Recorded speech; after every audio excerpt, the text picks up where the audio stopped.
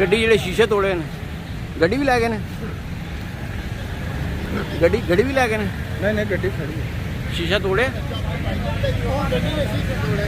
ਕਿਹੜੀ ਦੇ?